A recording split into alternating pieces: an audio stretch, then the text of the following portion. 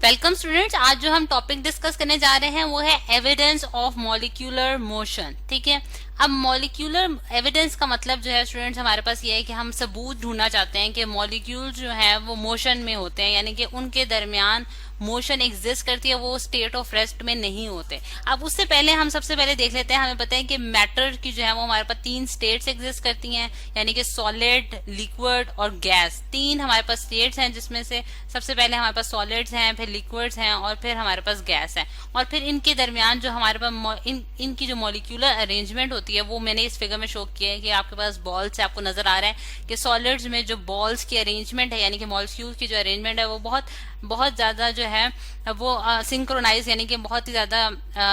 एक well arranged है। ठीक है, और लिक्विड्स में वो अरेंजमेंट थोड़ी सी डिस्टर्ब होती है और उनके दरमियान जो गैप होता है मॉलिक्यूल्स के दरमियान वो थोड़ा सा ज्यादा होता है, और गैसेज में ये गैप और भी ज्यादा जो है वो इंक्रीज हो जाता है और इस वजह से उनकी जो मोशन है वो ज्यादा हो जाती है। अब इस चीज को, यानी कि अगर हम देखें तो हम एटम्स को जो है वो अपनी नेकेड आई से नहीं देख सकते, यानी कि एटम्स हमें नजर नहीं आते। ठीक है, क्योंकि वो बहुत स्मॉल होते हैं और उनकी मोशन को ऑब्जर्व करना हमारे लिए पॉसिबल नहीं है कि हम आंख से ये देख सकें कि आइदर वो मूव करते हैं कि नहीं करते। तो इसके लिए हम जो है कुछ थोड़े से एक्सपेरिमेंट्स परफॉर्म करते हैं जिसके जरिए हम ये चीज देख सकते हैं। उसमें अगर सबसे पहले अगर हम गैस के केस में कोई एग्जाम्पल कंसिडर करते हैं तो उसमें मैं आपको एक एग्जाम्पल के तौर पर एक चीज दिखाती हूँ कि हमारे पास हमने एक कंटेनर लिया और कंटेनर के अंदर हमने एक गैस फिल कर दी। ठीक है, कोई भी हमारे पास एयर है, ठीक है, और उसमें हमारे पास, क्योंकि हर जगह हमें पता है कि मॉलिक्यूल्स एग्जिस्ट करते हैं, और उसमें हमने कुछ स्मोक के पार्टिकल्स डाल दिए जो कि मैंने आपको यहाँ येलो बॉल से शो कराए हैं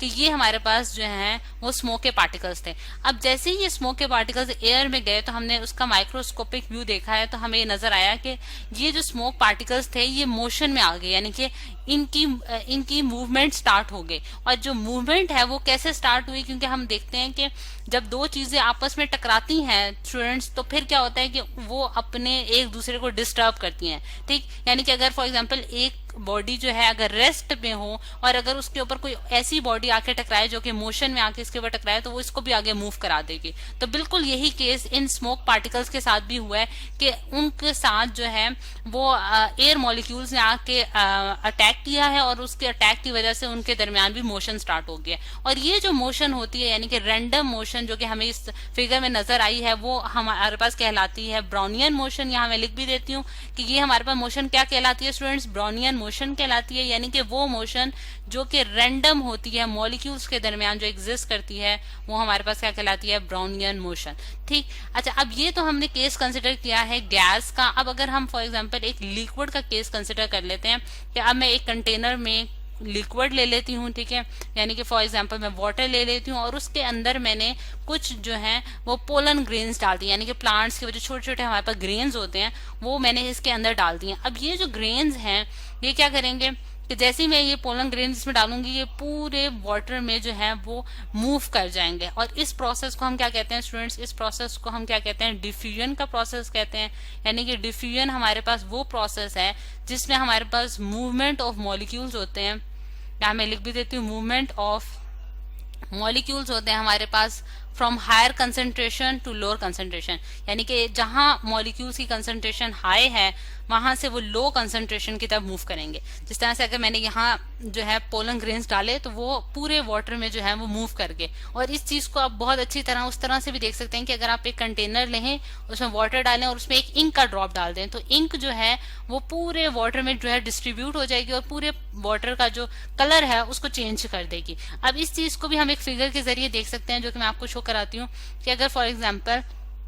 मेरे पास जिस तरह से मैं आपको एक फिगर दिखाती हूँ स्टूडेंट्स कि ये हमारे पास फिगर है जिसमें हमने ये शो किया है कि हमारे पास क्या है कि कुछ पोलन ग्रेन्स थे जो कि मैंने यहाँ एक पर्पल बॉल से शो करने जा रही हूँ स्टूडेंट्स कि ये हमारे पास पोलन ग्रेन्स हैं। और ये पोलन ग्रेन्स जो हैं ये किसके साथ टकराते हैं, जैसे ही वाटर मॉलिक्यूल्स के साथ टकराते हैं, जो कि मैं ऑरेंज बॉल से शो कर रही हूँ कि ये ऑरेंज बॉल के साथ जो है वो टकरा रहे हैं। यानी कि वाटर के मॉलिक्यूल्स जब पोलन ग्रेन्स से टकराएंगे तो उसकी मोशन को जो है वो रैंडम बना देंगे, यानी कि कभी वो इधर मूव करेगा कभी वो उधर मूव करेगा, तो जिसकी वजह से इनके दरमियान जो है मोशन एग्जिस्ट करेगी। क्योंकि हमें ये पता है कि वाटर मॉलिक्यूल्स मोशन में थे, इस वजह से उन्होंने पोलन ग्रेन्स को भी मोशन में ले आए। तो ये भी हमें एक सबूत मिलता है कि लिक्विड्स में भी ये जो है मोशन एग्जिस्ट करती है, और इसी तरह ये मोशन सॉलिड्स में भी एग्जिस्ट करती होगी। लेकिन क्योंकि हमें सॉलिड्स में जो हमारे पास मॉलिक्यूल्स होते हैं वो बहुत ज्यादा टाइटली बाउंड होते हैं, इस वजह से वो मोशन जो है उस तरह से एग्जीक्यूट नहीं करते जिस तरह से लिक्विड और गैसेस में करते हैं। ठीक, अब अगर हम देखते हैं कि ये जो मोशन है ये किन फैक्टर्स पे डिपेंड करती है, इस चीज को हम एक नेक्स्ट पेज पे लेकर आ जाते हैं, यानी कि वो कौन से हमारे पास फैक्टर्स हैं जिन पे ये मोशन जो है वो डिपेंड करती है। तो उसमें जो हमारे पास जो मोस्ट इंपॉर्टेंट फैक्टर है वो है हमारे पास स्टूडेंट टेम्परेचर का फैक्टर। यानी कि टेम्परेचर जो है अगर हम इंक्रीज करें किसी भी गैस का या फिर किसी भी वाटर का, मतलब किसी भी मॉलिक्यूल्स, मतलब कोई मैटर है मेरे पास, जिस तरह से मैंने यहाँ एक लिक्विड का एग्जांपल ले ली है और मैं लिक्विड को क्या कर रही हूँ, हीट अप कर रही हूँ, यानी कि मैं इसे कोई एक्सटर्नल हीट प्रोवाइड करती हूँ। ठीक है, और जैसे ही इसका टेम्परेचर राइज होगा, ठीक है, तो इसके दरमियान जो मॉलिक्यूल्स हैं उनके दरमियान काइनेटिक एनर्जी इंक्रीज हो जाएगी। अब काइनेटिक एनर्जी टेम्परेचर की वजह से इंक्रीज क्यों हो जाती है स्टूडेंट, क्योंकि हम जानते हैं काइनेटिक एनर्जी हमारे पास वो एनर्जी होती है मॉलिक्यूल्स की जो कि वो मोशन की वजह से उनके अंदर आती है। ठीक है, तो अब ये जो काइनेटिक एनर्जी है जैसे ये इंक्रीज होगी मॉलिक्यूल्स के दरमियान, तो उसकी वजह से क्या होगा कि वो एक दूसरे से ज्यादा टकराएंगे, यानी कि जब उनके पास ज्यादा एनर्जी होगी तो वो उनके दरमियान जो कुलियन का रेट है, यानी कि एक दूसरे टकराने का जो रेट है वो इंक्रीज हो जाएगा, और उस रेट के इंक्रीज की वजह से क्या होगा कि हमारे पास मोशन में जो है वो मोशन जो है मॉलिक्यूल्स की वो ज्यादा हो जाएगी, यानी कि टेम्परेचर इंक्रीज करने से हमारे पास जो मोशन है मॉलिक्यूल्स के दरमियान वो ज्यादा हो जाएगी।